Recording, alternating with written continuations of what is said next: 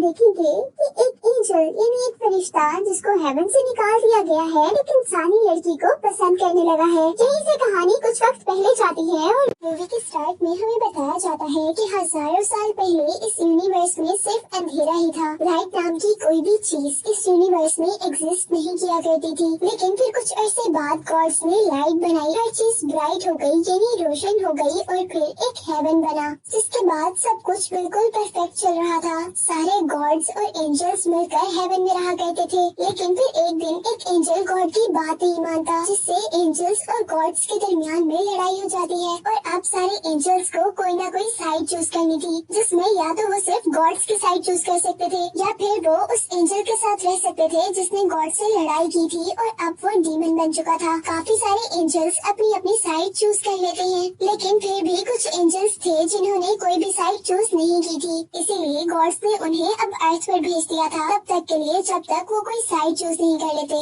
यानी वो ये चूज नहीं कर लेते कि उनको गॉड्स के साथ रहना है या एंजल्स के साथ। जो एंजल्स इस मूवी में अर्थ पर आए हैं उन एंजल्स को फॉलन कहा गया है। सीन कट होकर प्रेजेंट सीन में हमें लूसी नाम की लड़की को दिखाया जाता है जो कि इस मूवी की मेन कैरेक्टर है। उसके पेरेंट्स उसे एक ऐसे बोर्डिंग स्कूल में छोड़ रहे हैं जहाँ साइको पेशेंट्स पढ़ते हैं, जिसका मतलब था कि इस स्कूल में साइको पेशेंट्स की स्टडी के साथ साथ उनका इलाज भी किया जाता था। इस बोर्डिंग स्कूल में आने पर लूसी को एक ऐसा लड़का भी नजर आया था जो कि एक जेल से आ रहा था। हम लूसी को एक साइकेट्रिस्ट के पास देखते हैं, जहाँ हमें पता चलता है कि लूसी वैसे तो बिल्कुल नॉर्मल है, लेकिन उसे कुछ हेलुसिनेशंस आते हैं। साइकेट्रिस्ट उसे बताते हैं कि तुम अगर ये मेडिसिन लो तो तुम बिल्कुल नॉर्मल लाइफ गुजार सकती हो, लेकिन लूसी मेडिसिन लेने से इनकार कर रही थी क्योंकि उसे लगता था कि ये हेलुसिनेशन किसी मेंटल प्रॉब्लम की वजह से नहीं है। जिसके बाद लूसी अब एक लाइब्रेरी में जाती है जहाँ पर उसे एक लड़का दिखाई देता है जिसका नाम डैनियल था। उसने डैनियल को यहाँ पर पहली मर्तबा देखा था, लेकिन पता नहीं क्यों उसे ऐसा लग रहा था कि जैसे वो डैनियल से पहले मिल चुकी है। और इससे पहले कि वो डैनियल से कोई बात करती, डैनियल उसे देखकर वहाँ से चला जाता है। सीन शिफ्ट होता है और हम एक लड़की को देखते हैं जिसके छोटे छोटे 2 कलर के बाल थे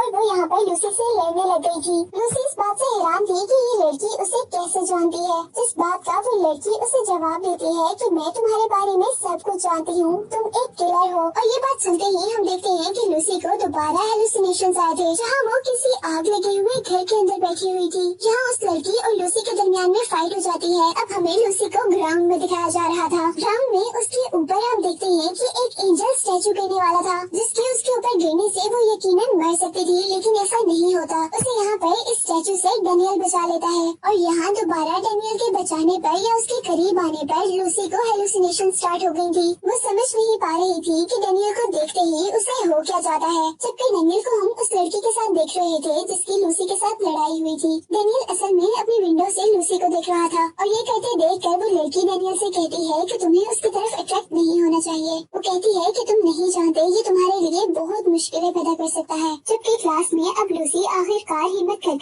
डैनियल के सामने आ ही चुकी थी और वो उससे सवाल कर रही थी कि मुझे लगता है कि हम कहीं मिल चुके हैं। इस बात पर डैनियल जवाब देता है कि हम कभी नहीं मिले, अगर मिले होते तो शायद मुझे याद होता। और ये बात कहकर वो उसे इग्नोर कर आगे चला जाता है, जबकि लूसी उदास होकर वहाँ से बाहर आ चुकी थी। और बाहर आने पर उसे वो लड़का कैम मिलता है जो कि मूवी के स्टार्ट में उसने अपने साथ हॉस्टल में आते देखा था। कैम लूसी को कॉफी की ऑफर करता है। वो लोग काफी देर बैठकर बातें करते हैं और यहाँ हमें पता चलता है कि कैम अब लूसी को पसंद करने लगा था। अब हम उन सारे स्टूडेंट्स को एक्टिविटी क्लास में देख रहे थे जहाँ स्वॉर्ड फाइटिंग चल रही थी। लूसी को स्वॉर्ड चलानी नहीं आती थी, लेकिन वो फिर भी पार्टिसिपेट करती है और इस मर्तबा उसकी ओपोनेंट वही लड़की थी जो मूवी के स्टार्टिंग सीन में उससे लड़ रही थी। उस लड़की ने बहुत आराम से लूसी को हरा दिया था और अब लूसी का कंपटीशन डैनियल के साथ था। डैनियल के सामने आते ही उसे दोबारा हेलुसिनेशंस होते हैं। उसे नजर आता है कि वो कहीं न कहीं पहले भी डैनियल से ऐसे ही स्वॉर्ड से लड़ चुकी है, लेकिन अपनी इस लाइफ में उसने कभी ऐसा तो नहीं किया था। इस वक्त वो अपने हेलुसिनेशंस में रहते रहते ही डैनियल से लड़ रही थी और उनकी काफी जबरदस्त फाइट चल रही थी। सारे पार्टी एंजॉय कर रहे होते हैं और हम देखते हैं कि लूसी एक अकेली जगह पर आ जाती है, जहाँ अब दोबारा उसके सामने वही लड़की आई थी जो हर बार उससे लड़ने के लिए आ जाती है। वो उससे पूछती है कि तुम क्या करती हो आजकल, क्या तुम्हें आज भी वो लड़का नजर आता है जिसे तुमने मारा था। वो उससे पूछती है कि क्या तुम्हें अभी भी हेलुसिनेशंस होते हैं। जितनी भी बातें ये लड़की कर रही थी लूसी को कुछ भी समझ नहीं आ रहा था।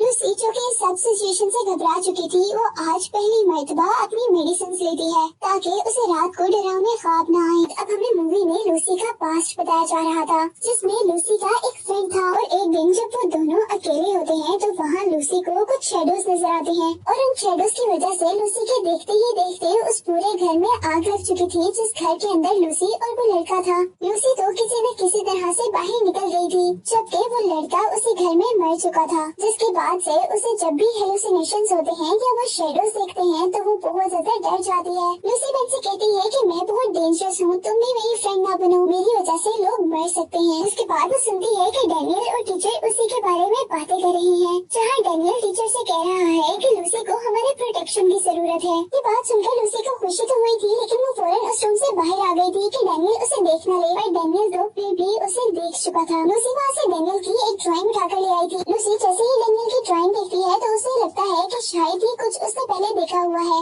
इवन उस ड्राइंग की कैरेक्टर भी बिल्कुल उस जैसी थी। और इतने में ही वहाँ पर डैनियल आ जाता है। वो डैनियल से पूछती है कि ये ड्राइंग किस जगह की है, जिस पर डैनियल बताता है कि वो एक नॉवल लिख रहा है और ये ड्राइंग उसी बुक के कवर के लिए है, जिसका एंड अभी तक डैनियल ने नहीं लिखा था। डैनियल उसे बताता है कि वो एक लड़का और लड़की की अजीब स्टोरी लिख रहा है, जिसमें जब लड़का और लड़की मिलते हैं और फ्रेंड्स बन जाते हैं तो उनके करीब आने पर हमेशा लड़की मर जाती है, जिसके बाद उस लड़के को अपना फर्स्ट लव पाने के लिए दोबारा 17 साल वेट करना पड़ता है। वो लड़की दोबारा पैदा होती है और वो दोनों दोबारा किसी न किसी तरह मिलते हैं और फिर उनके करीब आने पर लड़की की जान चली जाती है। वो कहता है कि ये साइकिल सेंचुरी से चलता आ रहा है, जिसमें लड़का कभी भी बूढ़ा नहीं होता और लड़की हर 17 साल बाद उनके मिलने पर मर जाती है और हर बार वो दोबारा पैदा होती है और हर बार ही वो लड़का 17 साल के लिए उस लड़की का वेट करता है। यहाँ लूसी को शक होता है कि डैनियल ये स्टोरी अपने बारे में बता रहा है, लेकिन डैनियल उसकी बात से इनकार कर देता है। डैनियल उसे कह रहा था कि काश मैं तुम्हें वो बात बता पाता जो तुम सुनना चाह रही हो। जिसके बाद नेक्स्ट सीन में हम लूसी को उसके रूम में देख रहे थे।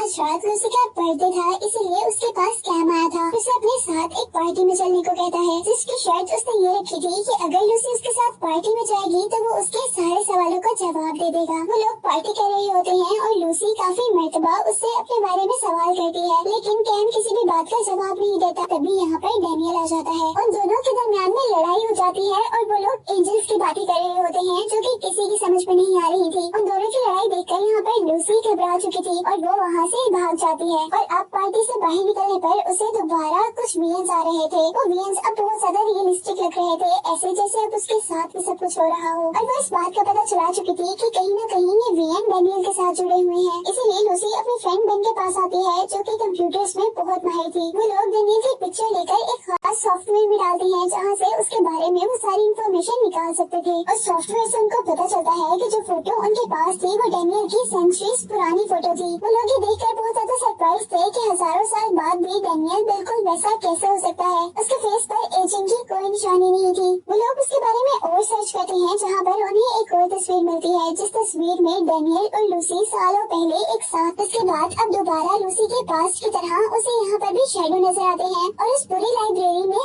आग लग जाती है, जिस लाइब्रेरी में बैठकर वो डैनियल के बारे में इंफॉर्मेशन कलेक्ट कर रहे थे। आग लगने पर यहाँ वो लड़का मारा जाता है, जो कि सारा की हेल्प कर रहा था और सारा को डैनियल यहाँ से बचाकर ले गया था। जिसके बाद एक सीन में हम सारा को हॉस्पिटल में देख रहे थे। सारा उस लड़की की मौत का और उस आग लगने का जिम्मेदार अपने आप को समझ रही थी। डैनियल दूसरी बिल्डिंग से लूसी के ऊपर नजर रखे हुए था, जहाँ लूसी भी ये देख लेती है और उससे बात करने के लिए उसके पास जाती है। वो उससे कहती है कि तुम मुझे बताओ या ना बताओ, लेकिन मुझे पता चल चुका है कि तुमने नॉवल में जिसकी स्टोरी लिखी है वो और कोई नहीं बल्कि मैं और तुम है। वो इन सारी बातों से उकता चुकी थी और अब उसका जीने का बिल्कुल दिल नहीं था, इसलिए वो जल्दी से बालकनी पर खड़े होकर जंप कर देती। और इससे पहले कि लूसी नीचे गिरकर मर जाती, यहाँ पर डैनियल अपने बहुत ही खूबसूरत ट्रांसपेरेंट ये कह सकते हैं कि इनविजिबल विंग से उड़ते हुए नीचे जाता है और लूसी को बचा लेता है। जहाँ अब उसके विंग्स देखकर हम पर ये रिवील हुआ था कि डैनियल वही फॉलन एंजल है जो कि आसमान से जमीन पर आ गया था, क्योंकि उसने ना गॉड्स की साइड चूज की थी और ना ही एंजल्स की, बल्कि उसने ह्यूमन के प्यार को चूज किया था। और डैनियल वही एंजल था जो कि सदियों से लूसी को पसंद कर रहा था। और वो नॉवल स्टोरी जो कि डैनियल ने पहले बताई थी वो भी उसके अपने बारे में ही थी। उन दोनों के करीब आते ही लूसी को दोबारा शेडोज नजर आने लगे थे, लेकिन वो इस बार डरी नहीं थी, क्योंकि उसके साथ डैनियल था और डैनियल उसे कह रहा था कि तुम्हें इनसे डरने की जरूरत नहीं। और वो अब हार्ड टच कर लूसी को वो शेडोज दिखाता है जो कि उसने कभी टच कर